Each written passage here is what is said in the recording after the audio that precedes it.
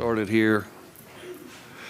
I'd like to thank everyone for attending our monthly Planning Commission meeting of November the 6th. Thank you all for being here, and to address the concerns of the lady here up front, I'm going to bump that case back on our agenda. That way it'll be allowed for anybody that's still trying to get here, to give them ample time. So I thank you for sharing that with us, and we apologize for the confusion.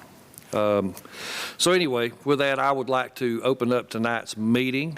And again, thank each of you for being here. If there's a time during a month that we're having a meeting that for some reason you guys can't attend, you would like to, or have an interest in one of the cases, you can always join us on Walton County Facebook Live. The cases that are heard here tonight will be heard by the Board of Commissioners on December the 2nd, and our next Planning Commission meeting will be December the 11th. So with that, I am going to ask Josh Ferguson if he will lead us in prayer, and as soon as he's finished, if you all would join us in the pledge, please. Let us pray. Gracious Heavenly Father, we come to you tonight, just thanking you for the one you are. Lord, we just thank you that you are all-knowing and all-powerful, Lord. Father, just watch over this meeting tonight. Lord, I pray for discernment and patience for the decision makers tonight, and for those who are presenting cases. Heavenly Father, Lord, I just thank you for the ability to be here, and in Jesus' name I pray. Amen. Amen. Amen. Please join us for the pledge.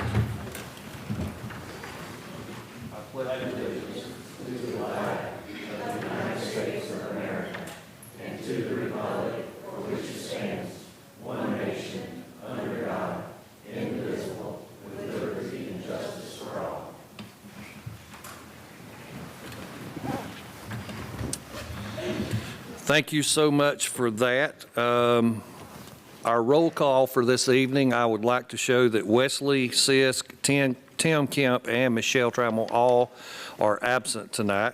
So certainly thoughts with them for each situation there. Our agenda, let me address our agenda very quickly. So I'm going to allow 10 minutes for the applicant to speak, to present their case, and also that part of that will be for their rebuttal, and then I will ask for opposition. Opposition also is 10 minutes, and that's inclusive of everyone who is going to speak. So if there's several of you here in opposition to any particular case, I would recommend one of two things. One, that you get someone to speak for the group in large, or that if someone else comes up, be mindful of the time first, and secondly, for whomever comes up, if you could not be repetitive of anything that the person before you has told us, because, I mean, my wife might need to, she would agree with every one of y'all that I need to be told 3 or 4 or 5 or 6 or 7 or 8 or 9 or 10 times, but I want you to know, and I want to give you a level of comfort, I'll hear you the first time, okay? So if y'all could work with us on that, it'll help us expedite our agenda for this evening, and we are greatly thankful for that.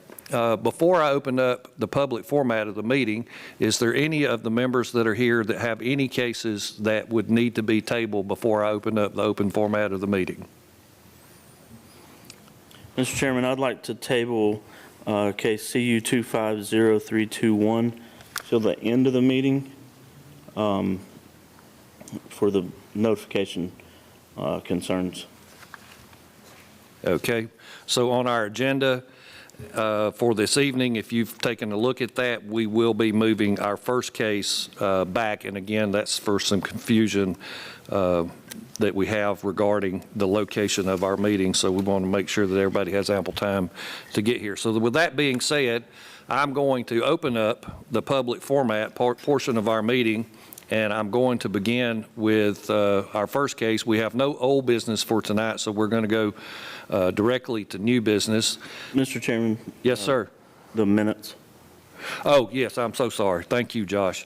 Now that I've opened up the public format of the meeting and got ahead of myself, All the board members have had a chance to review the meeting, minutes from our last meeting, and if you have, and there's no errors or omissions that need to be made, would someone please give me a motion of approval?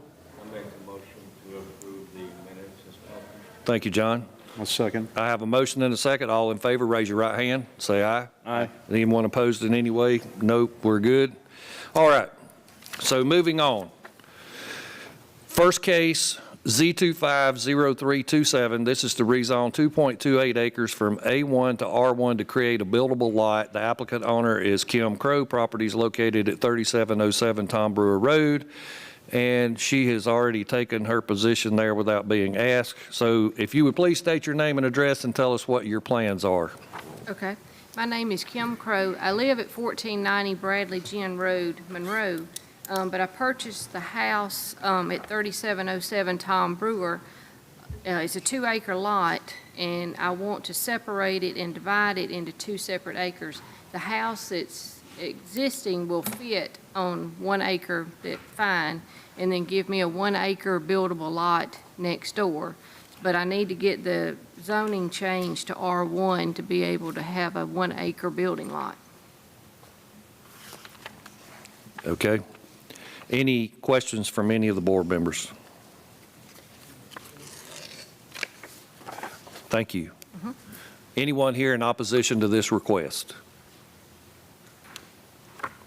Nobody in opposition. Is there a person, anyone want to speak as a proponent for the applicant? No, I will bring it back to the board for a motion. Mr. Chairman, I make a motion to approve case number Z25-0327. As submitted. Got a second? All in favor, raise your right hand and say aye. Aye. Thank you. And Kim, this will go to December the 2nd, BOC. Do we think that most people are here from the first one? Not that I'm going to it, I just question. Do we feel like people have made their way over? Not yet. Still some people to come, okay. I just want to keep a tab on that. If you can kind of let me know, I want to monitor that. So next on our agenda for the evening is Z250332. This is to rezone 1 acre from A2 to B3 to conform with the future land use. Applicant and owner is Bill Shea. Property is located at 782 Highway 11. Is that applicant here? Step up, please. State your name, tell us your address, and let us know what your plans are here. I'm John Shea. I am the owner's son. I live at 808 McDaniel Street here in Monroe, Georgia. We're just looking to rezone this piece to highway business. It lies right there off of Highway 11. It abuts in the rear to industrial property, abuts to the side, to the south to industrial property. It is right down below the new bypass where it enters in, and that is where it's designated on the future land use plan. Yes, sir. Any questions from any of the board members? So this is purely speculative, you don't Yes, have an end user? Yeah, just gonna go on and get it done now. Yeah, I drove out there and took a look at this, and my assessment is that because of the abutment there to the industrial, that you just want to go ahead and get this to where it's a property that you can move forward with in the future. That is correct. I mean, when I saw where it sat there, yeah, I kind of figured, okay. Any other questions? Thank you, sir. Thank you. Is there anyone here opposed to this request? If not, I will bring it back for a motion. So I'm going to make a motion to approve case number Z250333 as submitted by the applicant. That is my motion. Do I have a second? I have a second. All in favor, raise your right hand and say aye. Aye. Anyone opposed? Nope. Sir, this will move December 2nd, BOC, okay?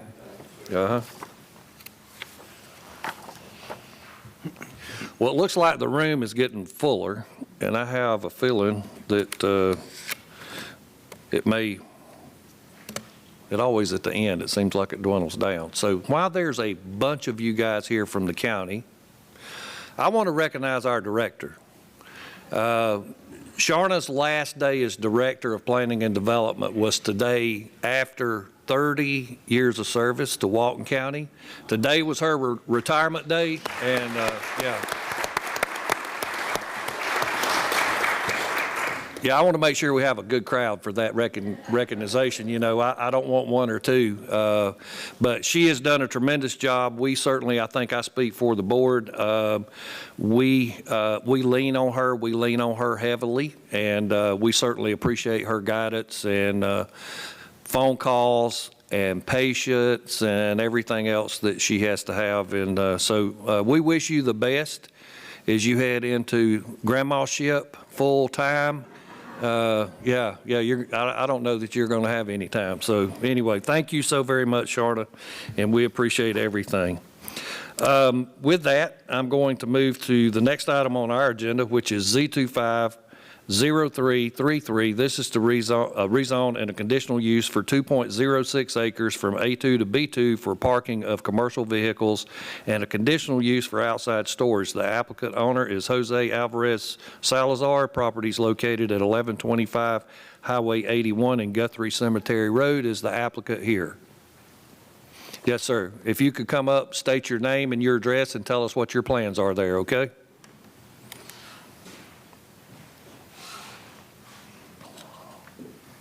Yeah, my name is Jose Alvarez, and I live in 1231 Panicor. For my property is 1125, and I like have permission to turn it commercial because I need a place to be park my vehicles. I run a construction business, and I need a place to park it. So that's all I can say. Okay, thank you, sir. Any questions? You stay right there for just a minute if you don't mind. Any questions from the board? Sure. How many vehicles do you plan to park there? There's only like 3 or 4 trucks. Yeah, I mean, there's only I use them when I go to work, and parking back probably, I use it probably once a week, not every day coming in and out. What do you plan to store on that lot? Pardon me? What do you plan to store there? Storage? Yeah. What are you storing? Only my three commercial trucks and the Bobcats. So what type of business do you have, like concrete business? Yeah, I do concrete. So you're planning to store the equipment that you use for your concrete business? Yeah, yes, I store my commercial vehicles. And would you be storing anything for anyone else other than yourself? No. Thank you. What entrance will you use for your trucks? The entrance. The Entrance. I got 2 of them, and the Panicor and Guthrie Cemetery, and I got one in 81. But I mean, whatever you guys do appoint me to do, I'll do it. You know, I mean, if you guys use me 81, or I can use the other one, whatever. Thank you. Any other questions? No. Thank you, sir. Is there anyone here opposed to this request? 1, 2, 3, 4, 5. Y'all kind of, what are you doing back there? Everybody else that's opposed to this is up here in the front. I mean, you better keep my attention. I might forget you back there. No, sir. Sir, if you would come up. Give us your name, tell us your address, and what your concerns are. And please be mindful of what I stated in the very beginning, the time limit and Yes. other people. Yeah. I'll read fast. Thank you. Good evening. My name is Don Lindsay. I live at 1102 Carter Drive, which is right there at the corner of, I already lost it there. Good evening, and thank you for letting me speak on behalf of my neighbors, my wife, and I. We have come together to oppose the rezoning of the corner of Guthrie Cemetery and Highway 81 across from the new Walton County Park. May I start by saying I'm not opposed to any individual trying to better themselves, but not at the cost of our property value decreasing because of the corner becoming even more of an eyesore. Walton County has just spent millions in putting in a beautiful new park right across the street, and I'm sure once completed, it will be nice and manicured for curb appeal. And the last thing we need is a car lot turning into a junkyard and mechanical shop, which is already, it looks that way. I also understand that there has been previous police activities on the same corner and location, even most recently as this past summer, according to the Walton County Sheriff's Department. The property is barely outside the city of Walnut Grove and at a location that I hope the county and the city consider one of the great importance. I have watched it and driven by it frequently for 20 years. It has also been on an eyesore and a property that I noticed in a negative manner every time I go by. In the last few years, it changed hands, and I have high hopes for the improvement during the transition, but there is very little. For a short time, it seemed like it was going to get better, but then once again, it did not. It appears that once there was some violation issues, there was an attempt to pacify their problems by some minor rearrangement of items. The property owners knew the zoning when they purchased it, and it appears that they ignored their legal use of the same unit since such time as they were called to task, and now their answer is to ask permission to change the zoning. I suspect violations will be an ongoing issue, so I feel that to approve them, that at this point, it simply gives them permission to add more negativity influence on that property. Not only might this corner become a focal point for the city, but also for the county, as we have visitors come into our county park for various events. Consider that aspect of how Walton County presents herself to others, and let's keep that corner especially nice. Walton County is a wonderful place to live and we play, so let's make sure that it stays that way for the outside world to see. Please consider carefully the rezone of this ramifications, that it's not only local, but Walton County is as a whole. Do you really want an eyesore as this for Walnut Grove? And one little last bit. We oppose this strongly being rezoned for some type of truck or car parking / junkyard and or mechanical shop. And lastly, on behalf of Maxine McClendon and my neighbors and I, we live up on down Guthrie Cemetery, and we take pride in keeping our yard that is manicured for curb appeal. I'd like to thank the board for listening, considering our judgment on this case. Thank you. I yield. Thank you so much. I appreciate that. Ma'am? I have some things that I'd like you to look at. Can I get those? You can. You can. These are pictures that I took today at about 3 o'clock this afternoon of this property.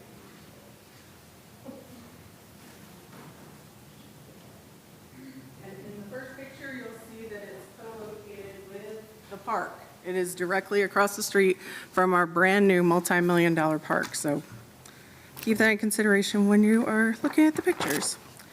So good evening, everyone. My name is Rachel Davis. I'm a council member with the City of Walnut Grove. I also serve as a director for the Walnut Grove City Downtown Development Authority. I'm here to speak tonight to you in opposition of the proposed rezone and conditional use request for the 2.6 acres located at 1125 Highway 81.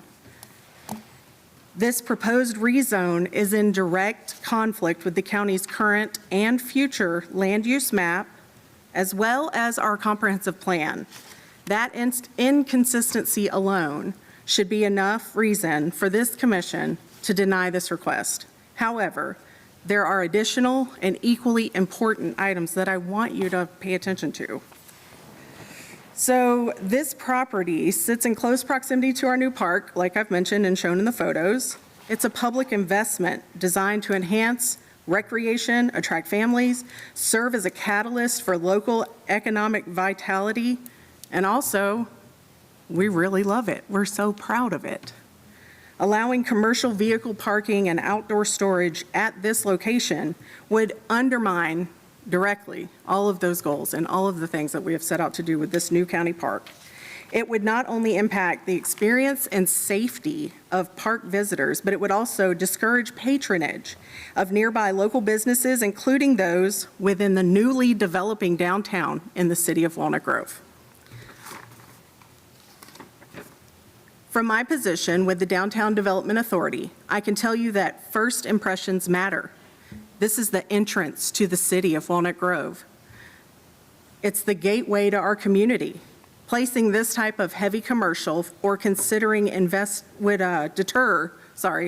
deter people who are considering investing in our area or turn away potential visitors because it already looks like an eyesore and it is being used as outdoor storage. Such a deterrent could have a severe detriment financially to the city and to all of those businesses trying to get into our new downtown. The City of Walnut Grove is working diligently under the leadership of our new city administrator, Mr. Joe Morris, to professionalize operations, empower code enforcement to clean up blighted properties, and foster commercial growth in a controlled and meaningful way. This proposed rezone runs counter to that effort. In short, approving this request would not only conflict with established county planning documents, but would also jeopardize the economic momentum and community vision that Walnut Grove and Walton County have been carefully cultivating. I respectfully urge the Commission to deny this rezoning and conditional use request in order to preserve the integrity and appearance and economic future for our community. Thank you. Thank you. I have a couple of quick questions for you before you sit down, just to Yes. clarify things, being that you are on the council there for the city. Can you tell me like what number of residential permits that you guys have issued for residential homes on that state highway corridor right there where somebody's wanted to build a new residential home? We have issued 0. Okay. They're all- And the reason is because, as you stated, you're trying to foster commercial growth, and that's In the downtown. right. And it would be, I guess, a bit of a stretch, unless you can tell me differently, a bit of a stretch to think that somebody would want to put a residential home on that state highway. I'm thinking for myself, it'd be the last place I'd want to build a house. And you that's know? a good point. However, that entire So, stretch is right, residential. so my question is, what do you feel, with the concept of fostering commercial growth, what do you feel that corner is suited for? Probably something that would support the park. In my opinion, if I were to have my hopes and dreams fulfilled, it would be either an extension of the park, maybe additional park services or something like that. But I don't really see forcing a commercial business on residential right there, because that's long-established residential on Guthrie Cemetery. I feel like it just wouldn't be a good fit. Not a gas station, not a convenience store, that sort of thing. I don't think that it would be a good fit, since it is enclosed with residential on all sides there. Right. And my application says that this is 2 acres of a 28.26 acre parcel. No. Can I get clarification? That's what it says in my rezone, 2 acres of a partial and It's- 28.26 acre parcel. So is it part of another parcel? Why do I have those two? The neighboring partner, or the neighboring property is residential, and then there's a bigger property behind it. It's not owned by the same. On the, This is just a 2.06 acre lot.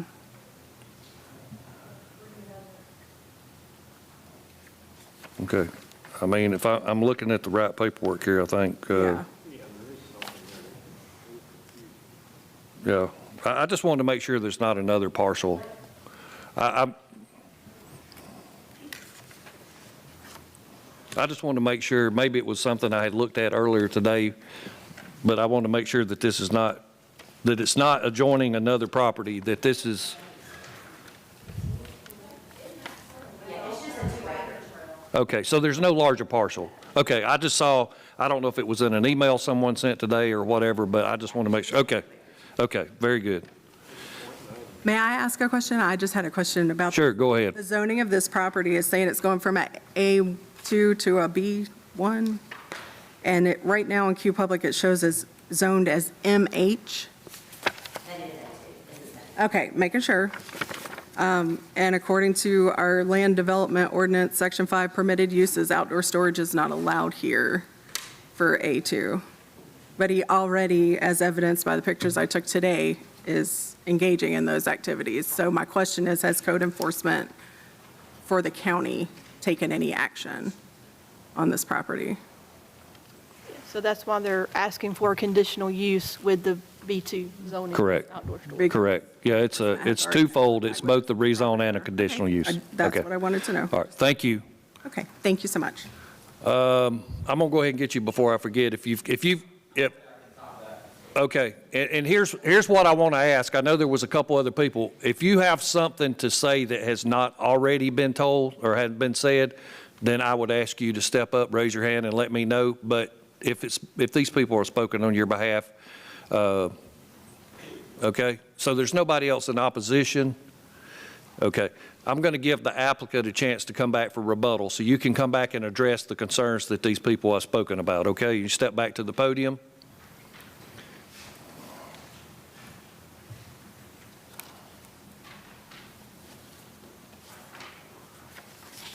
See, my English, they're very good for me, and I'm going to try. When I first bought the property, there was full of trash. I mean, people saying if I turn it to be a commercial, there's going to be a trash or junkyard.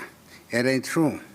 What I want to do, I want to re-landscape the whole front, aside the road, and possibly put a sidewalk in the side. You know, I mean, I'm going to try to do my best I can to make it look good. I mean, and the trucks, they ain't going to be in there forever. Probably I get it another 2 more years, I'll be retired and I go home. So, I mean, I just needed time to keep my stuff. The thing it is, you know, like I say, I want to re-landscape the whole front and the side and make it look good. Before there was full the trash and nobody complained. You know, there was full the trash, I put 17 dumpsters out of there and nobody say anything. So I don't see why now people that started complaining when I already cleaned it up. You know what I'm saying? Yes, sir, I understand what you're saying. As my neighbor next door disagree, in the one in the back, he says, it's fine, I mean, don't worry about it. Yeah, okay. All right. Well, unless we're up here, let's try not to, especially back and forth. Everybody's coming to us for information, not back and forth between the two parties. I've got to do this clean up. I'm going to re-landscape in the front. I'm going to put some bushes and make it look nice. I mean, I ain't like going to be that way. You know, I mean, I'm going to clean up more, and I'm going to put some grass on it, and I'm going to re-landscape at the front and the side.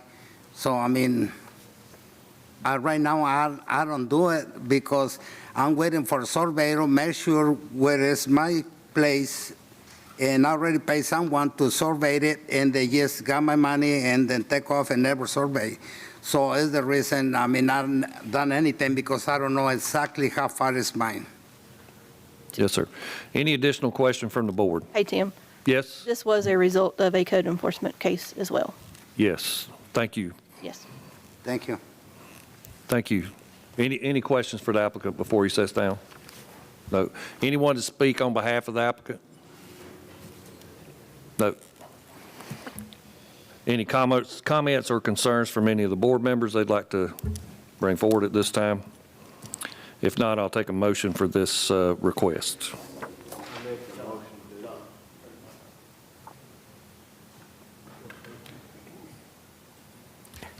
I make a motion to deny rezone Z250333. Okay, we have a motion for denial. Do I have a second? Second. I have a second. All in favor, raise your right hand and say aye. Aye. Sir, your case will go to the Board of Commissioners on December the 2nd, so you will present it again, okay? Thank you.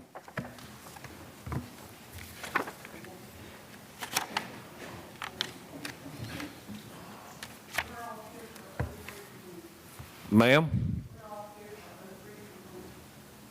Okay. I moved it to the back of my agenda. I've got one more case. Yes, ma'am. So next on the agenda for this evening is Z250334. This is to rezone 13.13 acres from B2 to A2 from B2A2 to B3 for commercial vehicle parking facility, and a variance to permit use of the existing driveway as access off of Highway 78. Is the applicant here? The applicant's representative is here.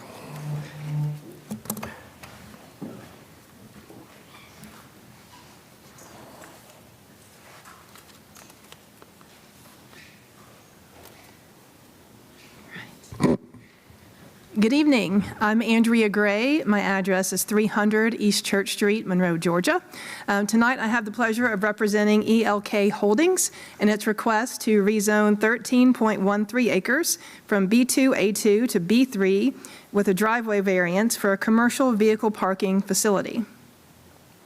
The property has frontage both on Highway 78 and on Old Broadnecks Mill Road. Here you can see the adjoining properties are primarily already industrial. We're bordered by Panel Steel and then the Plantation Industrial Park. Also, part of our property is already used for a landscape supply business, and that's B2. So we'd be combining that B2 parcel with the A2 parcel for the 13.13 acres. Here's your future land use map. Again, our request is consistent with this map. We're shown as highway corridor, which allows for a B3 zoning for commercial vehicle parking. This is our site plan. Based on the layout that we have, we cited about 206 parking spaces, and those are 75 feet long by 12 feet wide, so we've got a good bit of parking area there. That'll accommodate most boats, RVs, and trucks as well. We will fully fence the property, and it will have an automated gate. And you can see we've designed the driveway so that it's 160 feet deep, which would allow multiple vehicles to pull in so that there wouldn't be a backup of traffic for people entering the gate. And the gate will be automated based on an app that people will use to be able to open that. Access points. So you can see our property there in the large yellow square and the existing driveway. We'll be realigning that driveway a little bit so that it is a direct access to Broadnecks Mill Road. So it'll be, straight access there for people wanting to go westbound on Highway 78.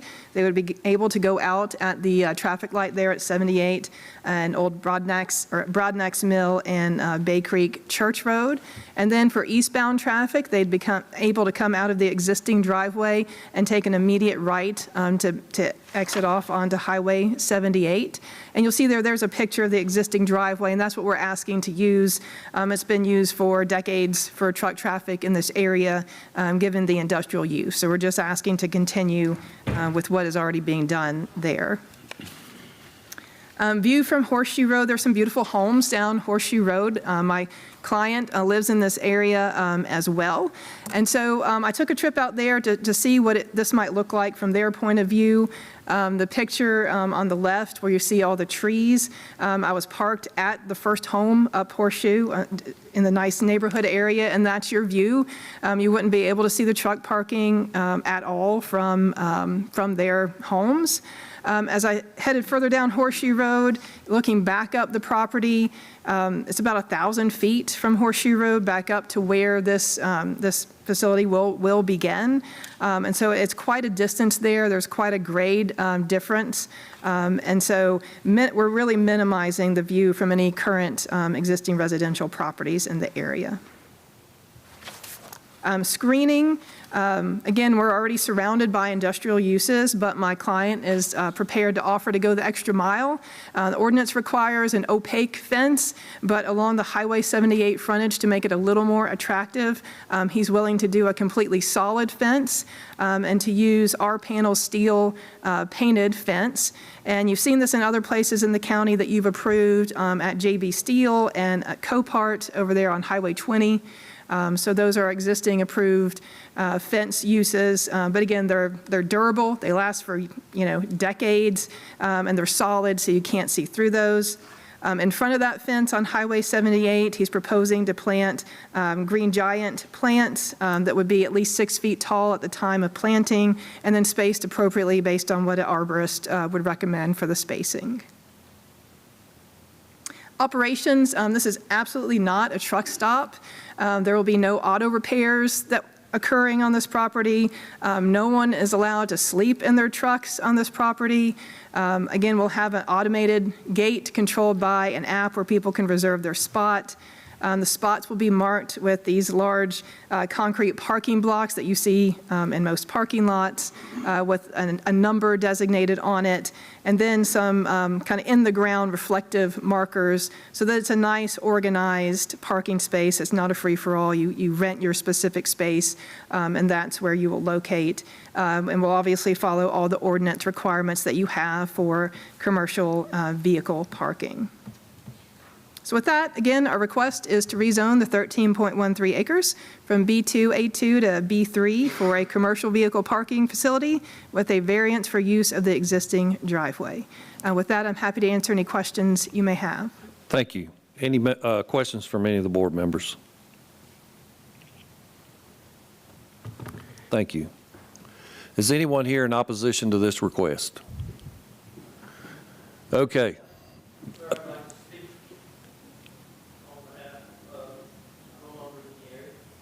Okay, I'm looking at, I just asked if people were in opposition, so I'm kind of going over. I'll get to you, okay?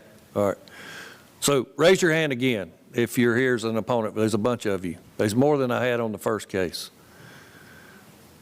Now listen, I'm willing to go to Dollar General and buy stickers for those people on that first case because they listened to what I said. And I'll buy extras. Y'all can go home and show them to your kids and grandkids. Say, look, I went tonight and got a sticker. But no, please work with us on this 10-minute time limit. There's a bunch of you. Hopefully y'all have had time to collaborate. Once somebody speaks, be mindful of what's been said. If you don't have something additional, we would greatly appreciate the courtesy as we have other things on the agenda for the evening. Okay? So with that, sir, I should punish. No, come on up. I'm just kidding.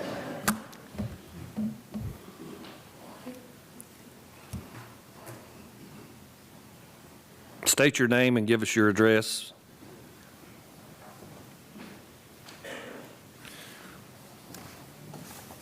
Thank you.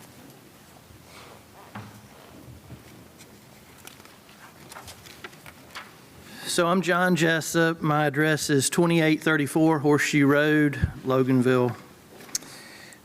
We are not here opposed to the project as it's being as the current rezoning is right now, but we do have some concerns that we would like and some stipulations perhaps. As you're looking through that pamphlet on the second page, we've outlined a few major concerns. The increased potential traffic or traffic at the interchange of Highway 78 and Broadnex Mill Road could create even more of a little bit of a traffic congestion than there is already. Currently, if you're coming, if 78's east-west and you're going north on Bay Creek Church Road, you've got a couple of schools, Loganville Middle, Loganville Elementary School down there, so you've got buses trying to navigate through this traffic light in the mornings on top of all the, just normal rush hour traffic, if you will.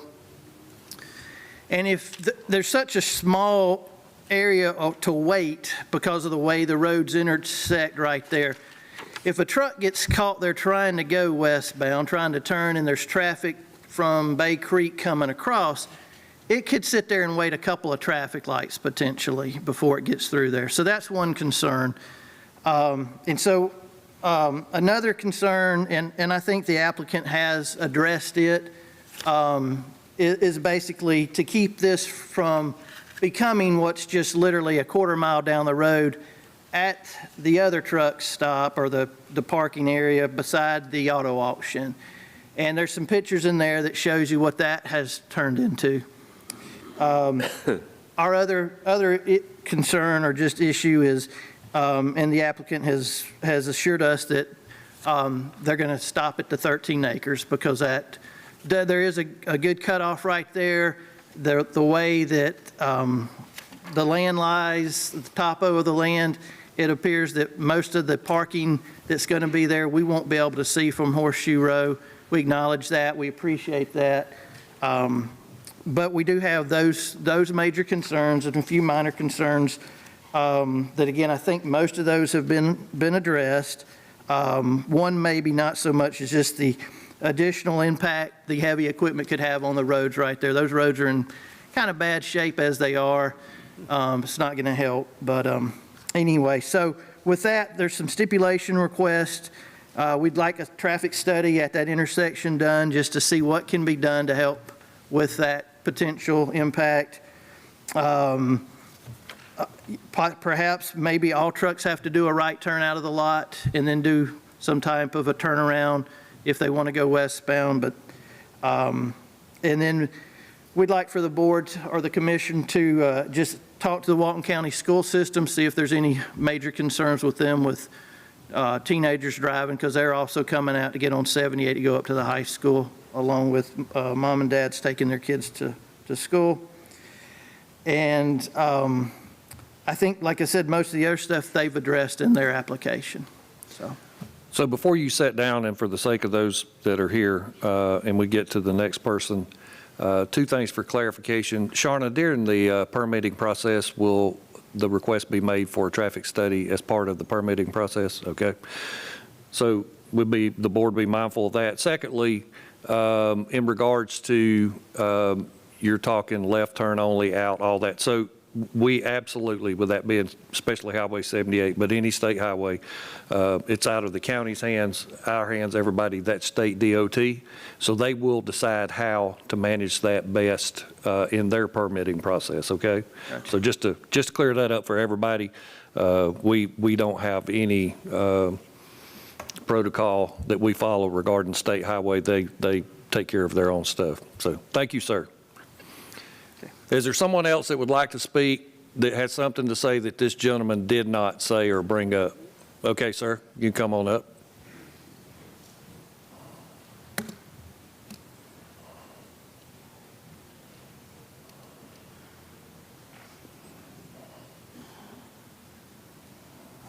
I'm Andrew Davis. I'm located at 2580 Highway 78, Loganville. Ms. Gray mentioned the businesses. She mentioned Panel Steel. She mentions the fruit stand, but I have been there before all of them.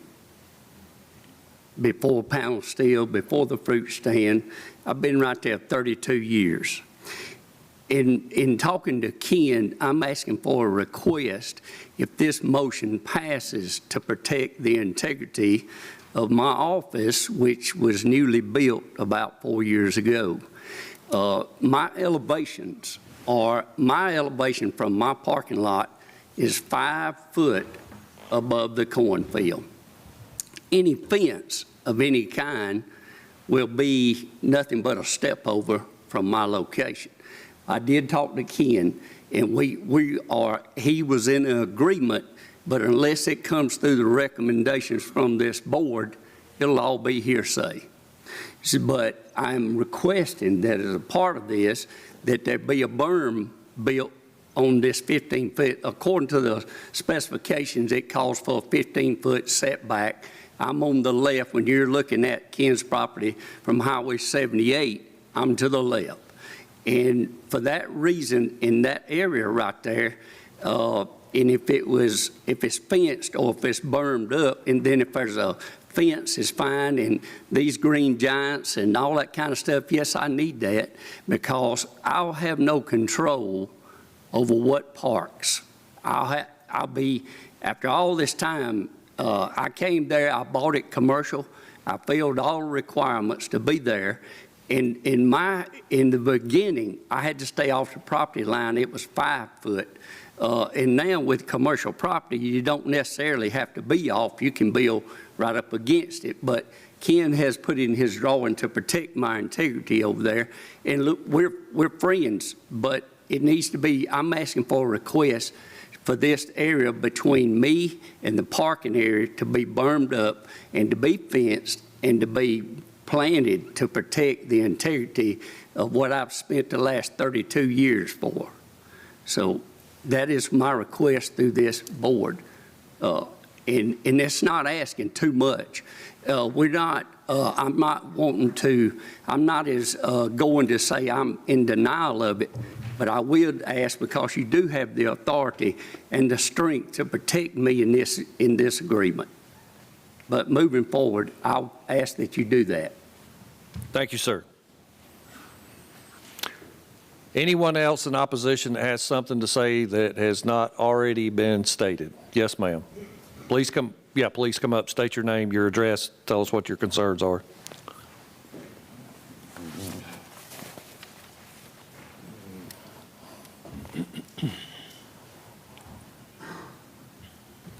My name is Deborah Miller. I live at 2989 Horseshoe Road, and I love that area because of Ken Jones. I moved from Decatur into an agricultural area because it's gorgeous. Of course, all my neighbors feel the same way. My only big concern, and I really have no problem with the 13 acres, as long as he does what he says he does, it's beautiful. You know, as long as we're protected, there's no runoff and everything. But what's going to happen to the other 17 acres? Because from what I understand with time, and I have no experience in this at all, I'll be candid with you, variances can be applied for, and within 5 or 10 years, all 30 acres will be asphalted and we'll have those big trucks there. So I don't know if that's something that can be considered as a stipulation, but I'd like for it to be considered. So, Andrew,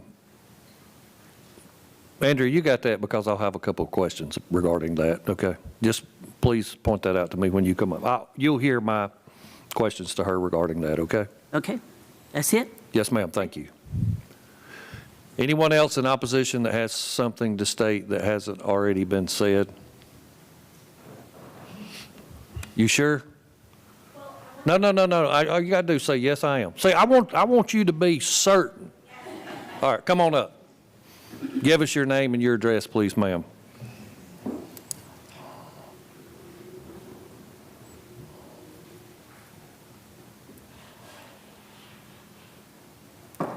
Patricia Diaz. I live in 2941 Horseshoe Road.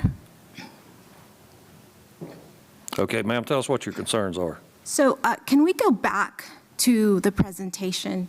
Is there a way we can go back? I would like You're talking about the yes, this presentation. Is there a way? The slideshow part? Can you handle that for her right there, Christy? Thank you. So which one? I have a concern on the entrance, where it pointed out where the entrance would be. Okay, and you're talking about the entrance on 78, am I? Not 78, on Old Roughnecks Road. Is this the slide? No, it was the other one, the previous one. So there's an exit and I guess entrance. So that's the road that every day, we go out from this road. Buses go through that road. If, let's say, a truck misses the entrance there, they would go all the way to Horseshoe Road.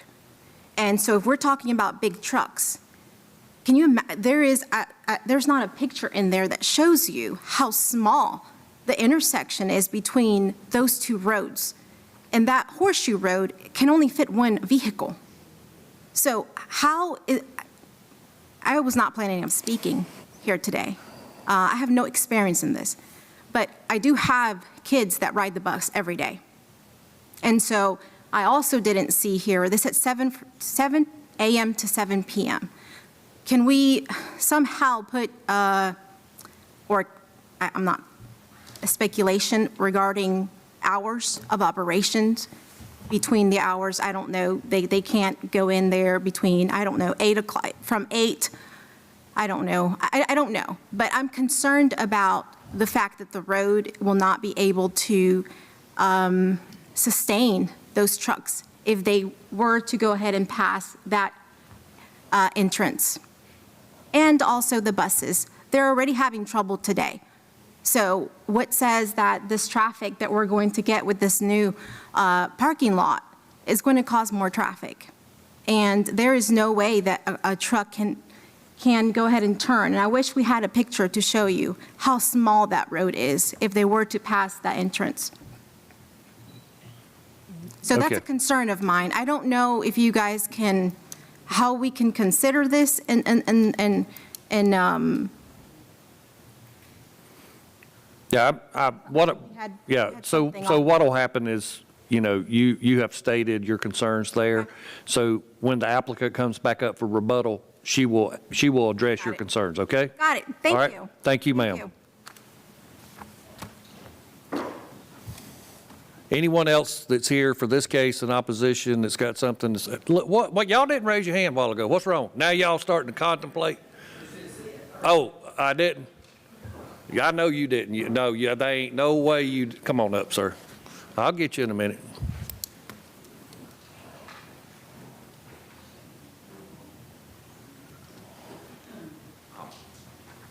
My name's Mark Russell. I'm on 2106 Summit Court, so we're on the other side of this thing. Everybody's been talking about this side. I'm over on the other side of it. Traffic thing, I'm agree with. The one thing that I didn't hear specifically brought up, maybe it was and I missed it, is the noise of this thing is going to be a mess.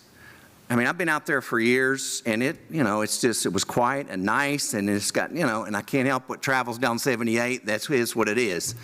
But I'm telling you what, in the morning, it is so loud in my house, and I'm back. I'm not like right on top of 78. And it is so much noise out there. There's nothing they can do. I don't care how big a fence they put up. I don't care what they do. You're not going to control that noise. And that's a big issue for me. Don't like that at all. I'll echo all the things about the traffic as well. And, and I hate it. I know I buy their mulch all the time. I know tons of mulch over that place, so I kind of hate to see them go. But that's the thing I would add is hasn't been talked about is the noise of this thing. Thank you, sir. All I got. Thank you.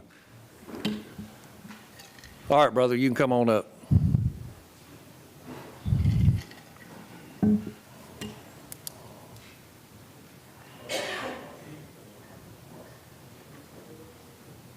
Give us your name and address, please, sir, and tell us what your concerns are. Hi, Mike Canizaro. I live at 2831 Carter Lane. We bought our property out there 18 years ago, and part of the allure of that was naturally out in the country. And one of the big things is Little Flat Creek runs behind our house, as it does just about every house on Carter Lane and on Horseshoe.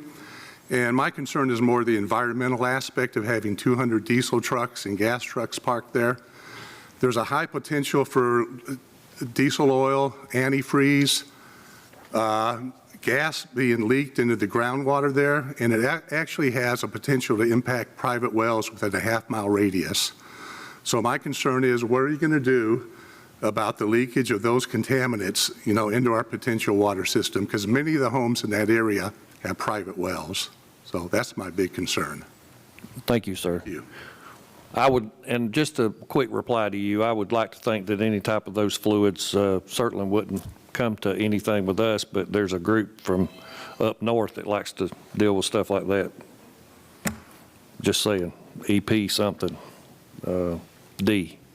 Yeah, so anyway. Any others? You got something different to say?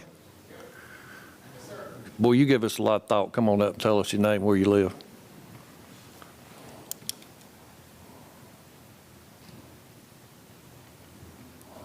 Good evening. My name is Dale Davis, and I just purchased the property at 3099 Old Broadneck Mill Road, which is going to back up to this fence. They're going to be in my backyard. And going off of that gentleman's statements, my allure to the place was the agricultural aspect. And I'm concerned about the quality of life. Diesel trucks are noisy. They're dusty. They do leak fluid. And the 24/7 access is just going to be noisy. It's not going to be what I would hope to spend my years living. This is my first home. I'm 61 years old, and I'm excited about it. I love it, and I hope you vote against it. Thank you, sir. Appreciate it. Any questions for this person in opposition? Thank you, sir. Y'all getting close to losing y'all stickers. Anybody else? Anybody else? Man, that slowed it down. Y'all didn't want to lose them stickers, did you? All right. Andrew, would you please come up for rebuttal?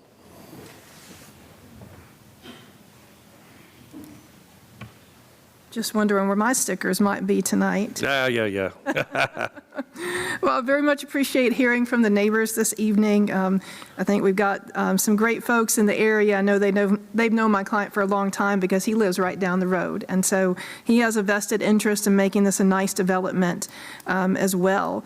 I'm going to take it from the top from our first comment and work through based on the order in which they came up here. And so our first neighbor, Mr. Jessup, noted some things about traffic, and so did several other people. And I just want to make sure we understand the operations here, right? So there's not going to be 200 trucks or boats or coming and going at the same time, or even coming and going in the same day. This is parking for, could be a day, could be a week, could be a month, right? You park your boat in October and you pick it back up in May, maybe. Or maybe you live in an HOA neighborhood and you can never take it home, and you just come and get it, periodically when you want to use it. So I think, I don't think the traffic volume is going to be maybe what we have, visioned when you're, I think a lot of people are thinking truck stop, and this is just absolutely not that. It is not a truck stop. They cannot sleep in their trucks.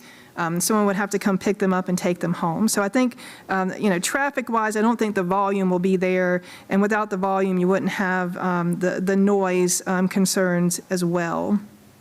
Currently, truck traffic is using these roads without issue as far as, we're aware. They're able to turn right onto Highway 78. I did meet out on the site with John Allman. He's the director of the roads department for the county. And he was very happy that we were lining up with Broadnax Mill Road to be able to have trucks go out to the light, because he did not want trucks to just turn right and then have to go down to Cowan Road and do a U-turn down there at Cowan Road. So he was happy with the alignment here and the way that this works out, and felt that it would be, a better setup than, again, just a right in, right out, which, as you noted, GDOT controls all things with Highway 78, but because of this location, that works out well. With regard to a traffic study, again, I don't think one's warranted. I mean, it's 206 spaces. We have residential neighborhoods of 200-300 homes that we don't request do traffic studies, and those folks are coming and going every day, right? I think this is just a lower intense use, and that, that is really not warranted or a burden that my client should have to take on for that. With regard to the schools, trucks are not supposed to go down Bay Creek Church Road, and they're not supposed to go down Horseshoe Road, right? Those are not truck routes in this county, and they could technically be, fined and ticketed for doing that. Our entrance will be well marked, and so they'd have a hard time missing it and going down those other roads. But if they did, again, the county can police that and issue tickets for that, inadvertent going down the wrong way. Some other concerns that I wanted to address, Mr. Andrew Davis, I appreciate him coming out tonight. I know he wanted to state his request in the record, and we are fine with everything that he has asked for. Happy to build his berm on the 15-foot buffer and do some landscape planting there to help shield his company there. So happy to accommodate all of his requests. Ms. Deborah Miller mentioned what happens to the other 17 acres. Can variances just be issued? And no, they cannot. The property is currently A2. We're not rezoning it as a part of this tonight. So if there's any change to that land use, we'd have to come back, file an application, come to the Planning Commission, go to the Board of Commissioners for that to change. So right now it is A2, and nothing about tonight would change that. Let's see, a couple other comments about hours of operation. Again, this is controlled by an app with an automated gate. And again, there's not 200 trucks or boats coming in all at the same time, all in the same day. It's going to be more dispersed than that. And again, it'll be well marked, so we shouldn't, anticipate people going down the non-truck route roads. Noise, the ordinance has very specific requirements for if a truck is idling. But again, people cannot stay here. You cannot sleep in your truck. So there's no reason for it to be idling in our parking lot, if you're not allowed to stay there. With regard to fears of contamination. Again, Georgia EPD oversees, those regulations, and trucks have to meet pretty high standards and be checked regularly to have their ticketing and licensing to continue operating. So, we'll be relying on EPD to help us regulate that. And again, I think, it's important to point out also that this is an industrial area. I know some people like to think of it as agricultural, but these industries have been here for quite a long time. And in my opinion, if you're going to put a commercial parking facility, put it in an industrial area, put it on a state highway. So I think this is the ideal location for it. And with that, I think I've hit all the concerns that were brought up this evening, and I'm happy to answer any questions that the board may have. Thank you. Any questions from the board members? Thank you. Thank you. Is anyone here to speak as a proponent for the applicant? All right. So at this time, I will bring this case back to the board for a motion.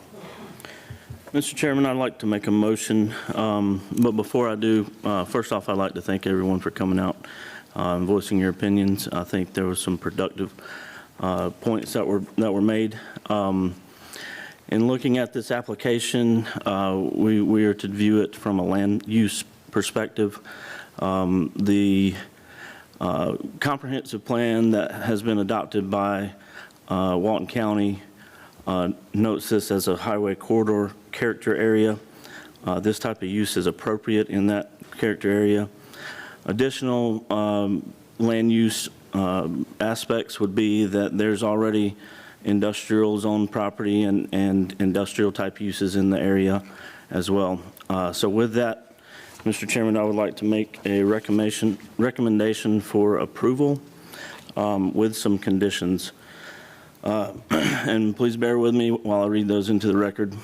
Number one, approval of this application shall include approval of a variance to permit the use of the existing driveway as the access to Highway 78.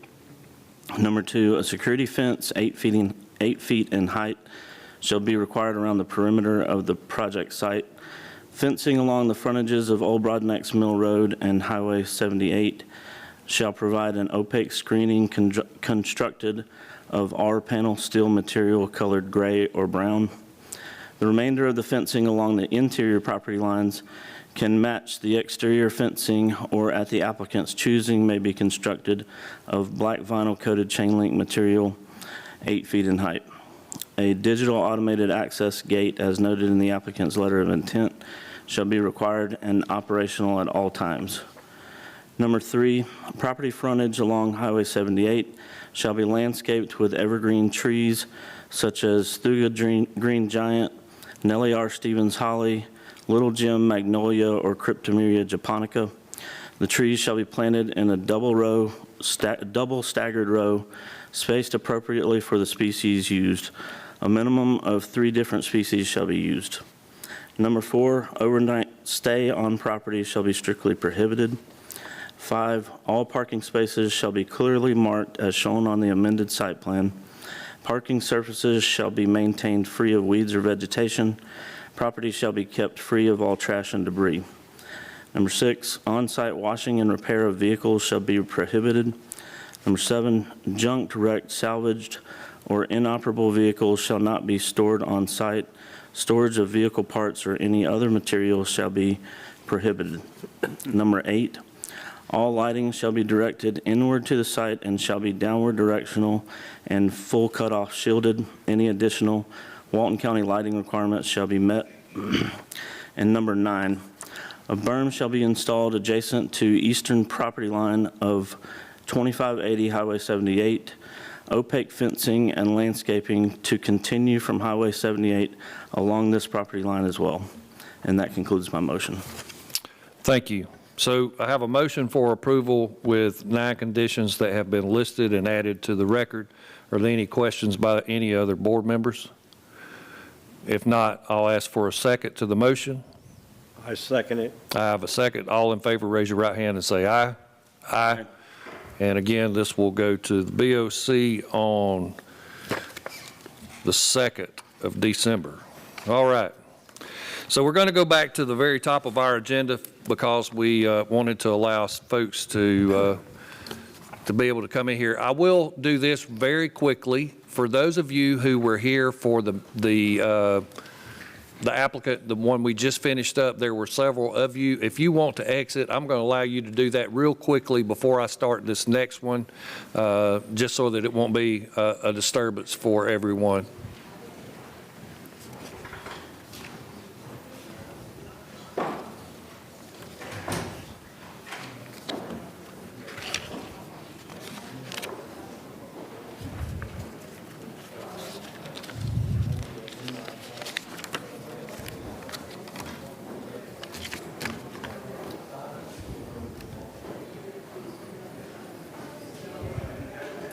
All right, so we're going to continue with our agenda. If we could regain order in the room and have some quiet, we would greatly appreciate it. So number one on our agenda for the evening, CU 250321. This is a conditional use for 1.47 acres for a place of worship of Buddha study and meditation. The applicant owner is Paula Wynn. Property is located at 3550 Bay Creek Church Road. Is that applicant here? Yes, ma'am. If you could step up, state your name, and tell us what your plans are for this property.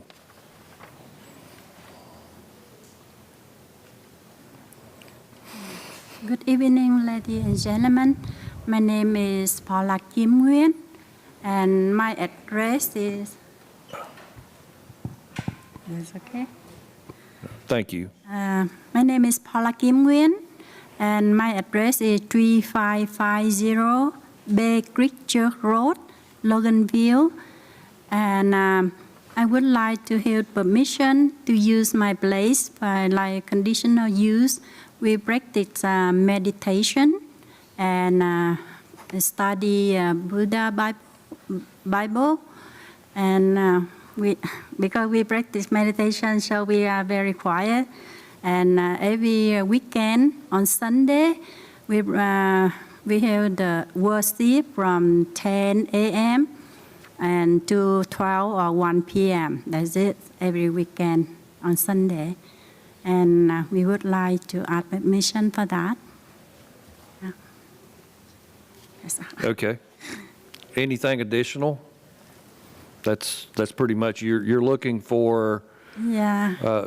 I guess what we would term as a church site there, but more meditation, but you'll be having some type of church service on Sundays, that's what I'm hearing? Yeah, on Sunday, I hear the worship. People come and pray and meditation. And after that, they have lunch and go home. That's it. Okay, and how many people would you anticipate on Sunday? Usually, because I guess from 5 to 10 and maximum about 20. Because this location, I think most American people more than Asian people, and rarely people know much about meditation, so I don't think we have much people come. Okay. Yeah. Any other questions from the board? Thank you, ma'am. Yeah. Is anyone here in opposition to this request? Okay, you can put your hands down. How many of you heard my speech at the beginning? Raise your hands. And the second time, and the third time. I'm sorry. Yeah, okay. So y'all just help me out. I would like to have people that represent as many of you as possible that speak. And if someone states something while they're here that you were going to say, if you could please do us a favor and allow us to move on to someone else, I would greatly appreciate it. Ma'am, I am going in the blue vest right here. I'm going to let you come up first. Right there. Yeah. Okay. Well, you can send him, but I mean, you helped me out at the beginning of the meeting, so I just wanted to pay courtesy to you, okay? Sir, you have no choice now, sir, but to get up and come speak.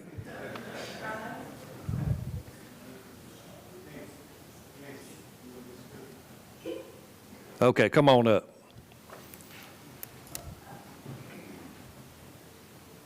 Give us your name and address, please, sir.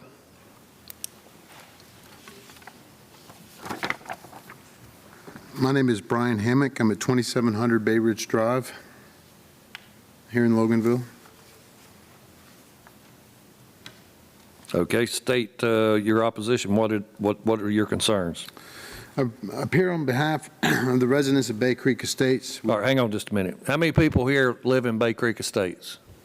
All right, none of you can say anything after he says he's speaking for all of you. Board members, did y'all hear that? Can I have that on the record, please? Yes, okay, go ahead, sir. All right.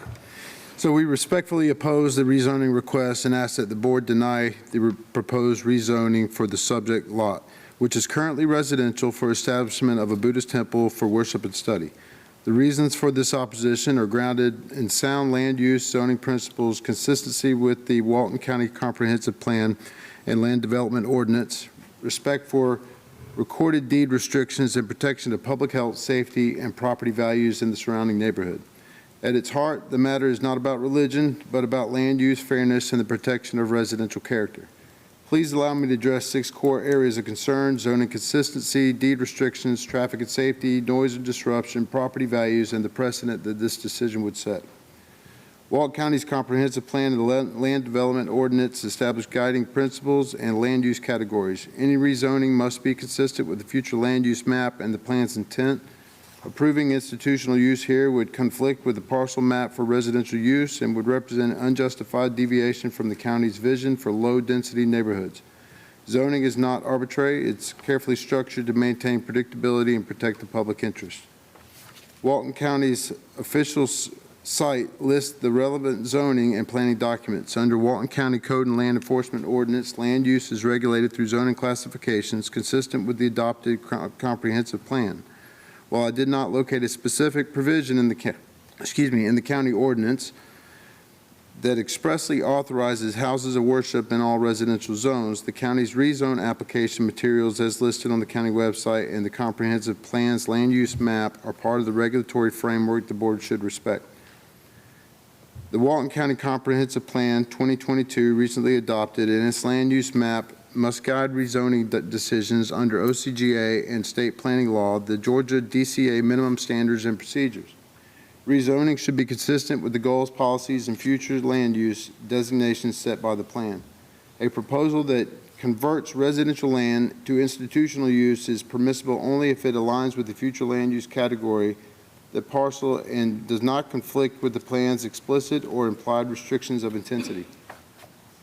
If the property is mapped in the plan for residential or low-density residential, approving an institutional zoning would contradict the plan's intent, and the board would be acting in conflict with its own planning documents. Rezoning a single lot to institutional use in the midst of an established single-family residence constitutes a classic spot zoning risk.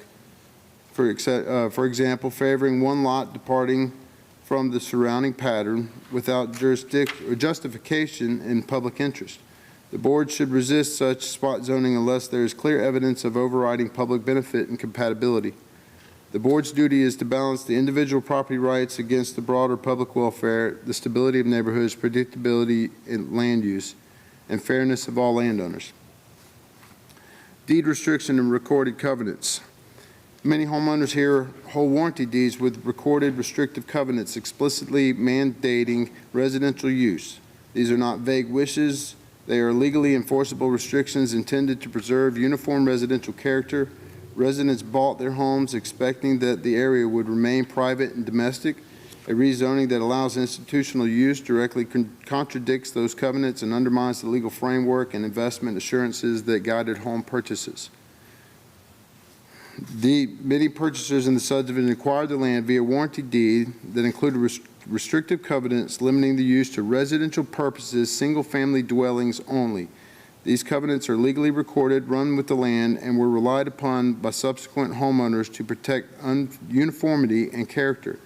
The subject property's warranty deed, recorded in Deed Book 5582, pages 571 and 572, subject to protective covenants of said subdivision recorded in Deed Book 216, page 710 to 712, as well as the conveyance made subject to all zoning ordinances, easements, and restrictions of record affecting said bargain premises. Further, it is our understanding that this will be used in the future as potentially a hostel, allowing other members of the same faith to come and go as they please to study worship and staying indefinitely. This is in further contradiction with the restricted covenants in place and referenced in this warranty deed when the property was purchased. Because the proposed rezoning to institutional use would permit a land use inconsistent with these covenants, the board should consider approving the zoning would effectively undermine legally enforceable private restrictions, even if the county has the power to rezone, doing so in direct conflict with recorded covenants and would be challenged. Homeowners purchased with a scheme of uniform residential use. They reasonably expected that the character of the neighborhood remain consistent, and the board should weigh these equitable expectations heavily, particularly because the covenants signaled that the original developer and homebuyers intended the land to remain residential in perpetuity. There's other concerns such as traffic safety and infrastructure impacts. This is a residential community. The roads are narrow and they're not accommodating of potentially excessive traffic coming and going from the place of worship. Some of the traffic, a surge of dozens of vehicles in a tight window will overwhelm the entrance to the development and the neighborhood. Overflow parking will spill into the side streets, blocking driveways, impeding emergency vehicles. Children, pedestrians, and cyclists will face greater risks. The safety of the residents and the ability to first responders to operate unimpeded must remain paramount. Noise, activity level, and disruption of residential character. Religious institutions by design include regular group gathering ceremonies, devotional music, amplified sound, and occasionally special events, festivals, and retreats outside normal hours. Even if the event is modest and noise is kept within decibel limits, the frequency and regular scheduling of such events change the fabric of residential quiet. What is acceptable in a church is disruptive in a strictly residential zone. The market does not always reward proximity to institutional uses. Prospective homebuyers often perceive traffic noise, parking pressures, and unpredictability as detractors. Thus, there is a well-founded risk that the property values in the adjacent lots will decline no matter how modest the new use is claimed to be. There is a real economic harm to homeowners who invested precisely under the assumption of residential zoning and tranquility. Numerous municipal zoning decisions and appraisal experts affirm that conversion to an institutional or commercial use adjacent to residential lots frequently depresses sales value. The effect is not absolute or easily quantifiable everywhere, but the risk is real. Prospective homebuyers often view proximity to institutional uses, especially with unpredictable traffic noise gatherings, as a deterrent that reduces the pool of willing buyers and thus depresses demand and value. Owners who bought under the expectation of a quiet residential environment would suffer depreciation through no action of their own. The board should consider the disproportionate burden placed on them if the rezoning is approved. If this rezoning is approved, it becomes harder to deny future requests of a similar nature. Over time, the cumulative erosion of residential neighborhoods could be significant. The board has a fiduciary duty to apply zoning rules consistently, to avoid favoritism, and to preserve public trust. Your decision today will echo in the countless neighborhoods. It must be rooted in fairness, consistency, predictability, and protection of the public interest. In closing, we do not oppose the right of religious groups to locate inappropriate zones, but a neighborhood that was planned, sold, and maintained as a single-family residential is not the proper place for an institutional conversion of this type. The proposed rezoning, which would convert a lot with recorded residential covenants to institutional use, is inconsistent with the Walton County Comprehensive Plan, undermines recorded private restrictions, threatens traffic safety and neighborhood stability, risks depressing adjacent property values, and sets an undesirable precedent. For all these reasons, the board should deny the application. Thank you. Thank you, sir. We appreciate that. I left 49 seconds. Impressive presentation. Yeah, so we appreciate you so very much. Now, I'm going to ask if any of y'all got something to say that he didn't say. I've got everything he said memorized. So before you raise your hand, you better think about it, okay? Has anybody got anything else to say ma'am, are you sure? Absolutely. Okay, come on up. I'm going to test you. Thank you, sir.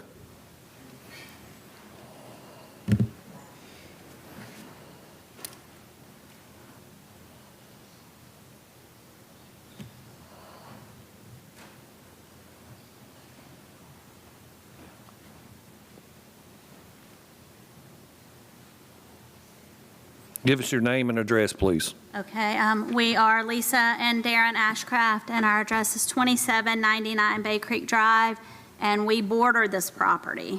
So directly, literally, we share a fence. Forgive me because I'm going to read, and I'll read fast. On top of all these pertinent facts that are up for consideration tonight, we have a more personal plight in this matter. Our property does border their property. We have a 34-year-old daughter with special needs. We moved into our house 23 years ago with the understanding that it was a residential home in an established residential neighborhood and would remain that way. All right, I'm going to stop you right there because that man said that. He didn't have a daughter with... I mean, you live next door, but you just said what he said, okay? Wait just a minute. In all fairness, I'm being as fair as I can, but what you just said about the residential neighborhood and the use and the covenants and all, that man stated every bit of that. So you're next door, and because you're next door, I'll be happy to hear your concerns about how this affects you personally next door, but I don't want to hear what he's already said. How about that? Our daughter has Rett syndrome, which causes her to have See there, that's personal, okay? a host of medical and behavioral struggles that she deals with on a daily basis. Her primary struggle is extremely high anxieties exacerbated by changes and noise, and her bedroom is on the corner of the house closest to this one. As such, we had spent years creating a quiet, peaceful, safe haven for her to live. Furthermore, this has never been a more important need because COVID stripped away daycare options and caregivers in our community, and her dad has been forced into early retirement to become her caregiver. He and she spend all day, every day in our home, and the comings and goings of an active, growing, worshiping community would seriously impede her well-being and quality of life. I urge you to take into consideration everything you've heard tonight and consider the fact that approving this request also shows that you as Walton County representatives are demonstrating to your constituents that you're more concerned with this type of growth than representing and protecting the residents that have lived here for a lifetime. Please be the person that speaks up for those of us without big political voices and for my daughter who has no voice at all. And I thank you for your time. Thank you. That's what I wanted to hear, what you've got to say about how this affects you as being a direct neighbor. And I really appreciate you going directly to that and sharing that with us. Thank you, ma'am. Anyone else got something to state that these two people have not? We're good. I'm going to ask Ms. Wynn, the applicant, if you will come back for any rebuttal. If there's any rebuttal you would like to make. Yes, you can bring someone with you, absolutely.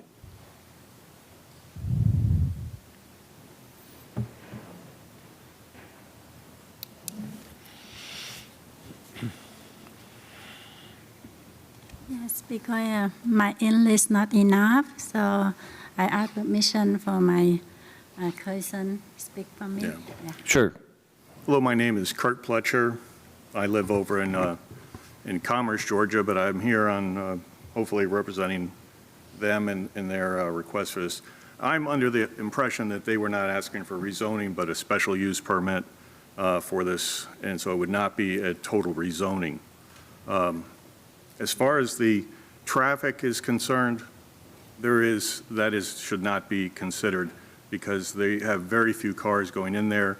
They're on the corner. They're not going through the neighborhood. They're coming. The people don't come all at one time and leave all at one time, so they will be leaving like one car at a time. It's not an issue with like a church where everybody comes at one time at 10 o'clock and they leave as soon as the service is over. They usually have a meal. As soon as people finish with that meal, they may just get up and just leave independently.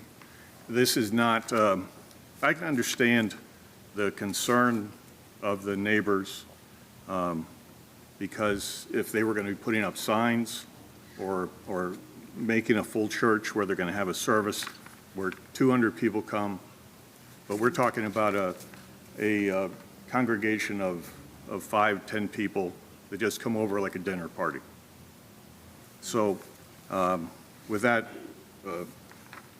understanding of this, I just want you to understand exactly what's going on here. This is not a huge operation. As far as the neighbors with the special needs, these people are quiet. They're not loud, they're not putting noise. They're very into their property. I wish if I had prepared this, I would have had pictures of, they seek Zen. You know, they want to plant things, they have gardens, they do peaceful things outside. No chanting outside, no banging of drums. It's not like that at all.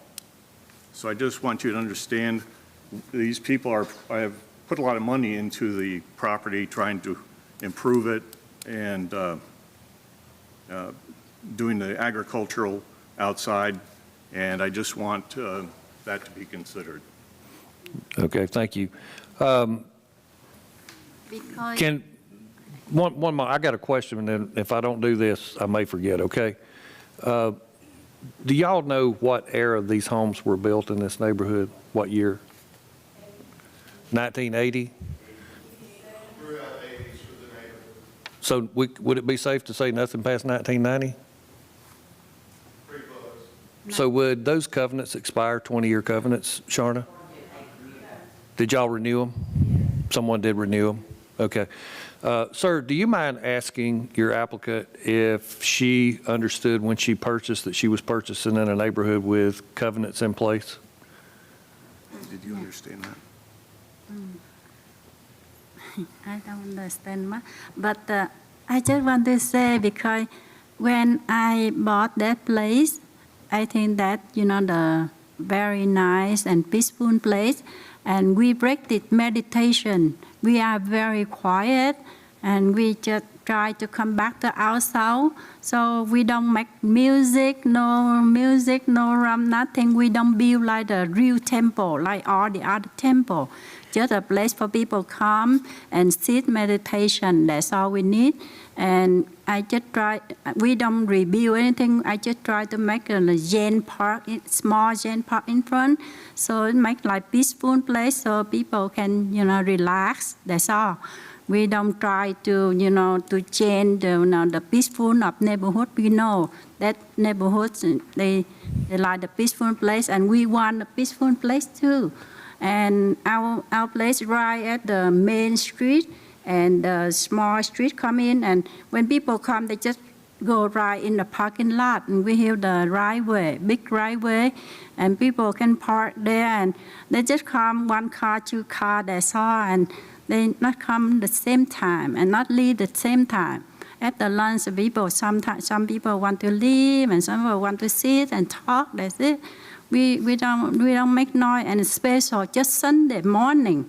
And I think everybody, they have a party on Sunday, more noisy than us. And, I don't think that, we change, we make the people upset about, whatever we do. We don't try to change rezone at all. We just try conditional use. Because when I come there and someone from county come and ask, if you want to use your house, like the meditation place, you need to ask permission. That's why whatever they ask us, we follow. Yeah, whatever county asks, and we try to follow that. Yes, ma'am. Yeah. So I think the answer to your question is no. Okay, thank you.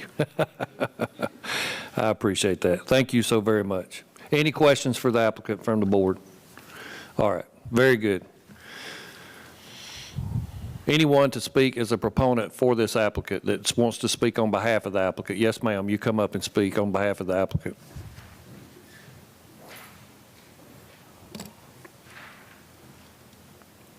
Please give us your name and address, please.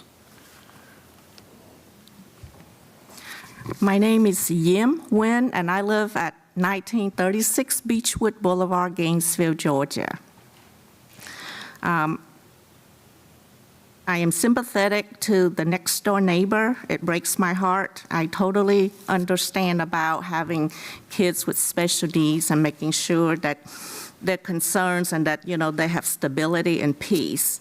I also respect the fact that everyone is here trying to maintain, what they're comfortable with, what they already know. I am a homeowner. I used to. Now I live with my mother. So I understand everything that you're saying. Okay. I have been visiting the nun at the house for, here and there because I live in Gainesville. I would like to address some of the concerns if I was able to pick from what you guys have said.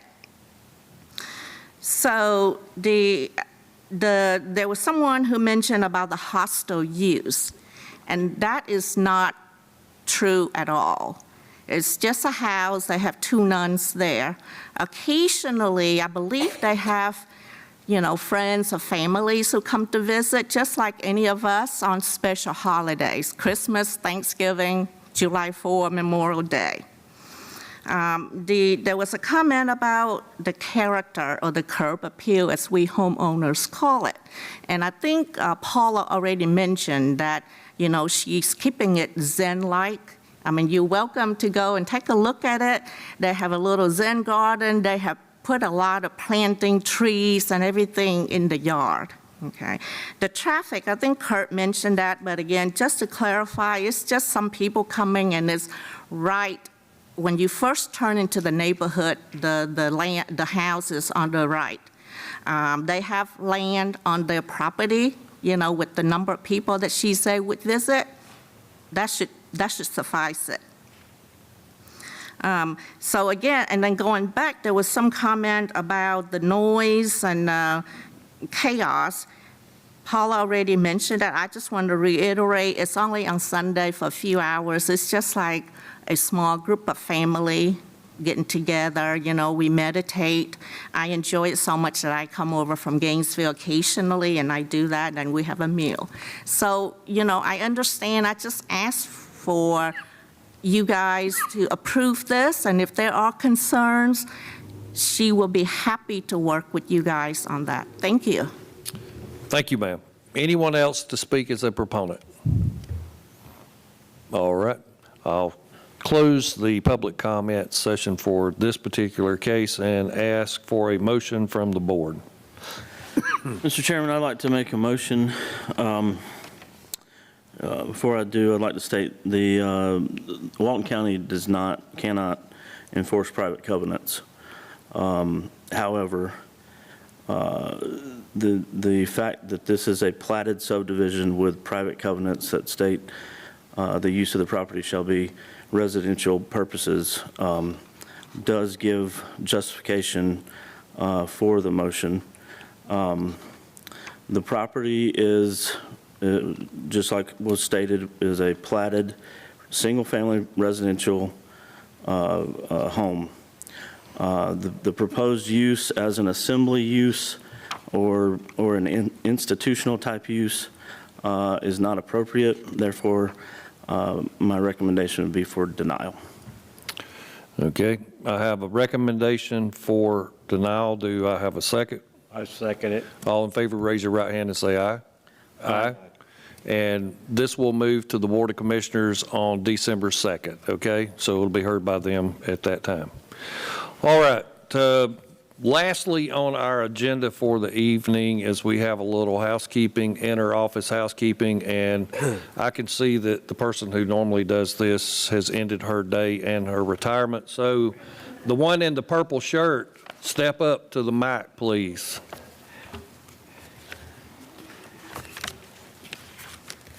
Yes, sir.